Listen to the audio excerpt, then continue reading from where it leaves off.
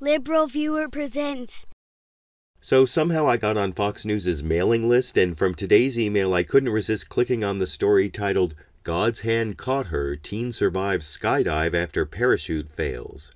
I wanted to see if only a witness claimed this teen skydiver was caught by God, or if it was actually reported by someone on Fox News, but first, for those who haven't heard it, anchor of The Real Story Gretchen Carlson gave the background here. A sweet 16 birthday present turns sour really fast.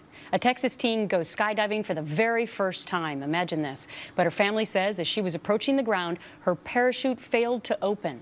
What happened next is being simply called a miracle. Now, I'm not going to fault supposedly straight news anchor Gretchen Carlson for calling the survival from this accident a miracle, given that the word miracle can have both religious and non-religious meanings, but when Gretchen Carlson brought on supposedly straight news reporter Trace Gallagher for more details, he seemed to go a little too far, confirming the conclusion of the victim's sister in the clip you can see here. So she didn't have an instructor behind her. She was on her own, and somehow she just could not get at it. She began to spin all the way to the ground. She suffered a broken vertebrae, a shattered pelvis, internal bleeding. Her sister says that she's amazed that Mackenzie's alive. Listen.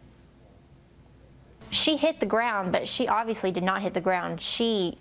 God's hand caught her.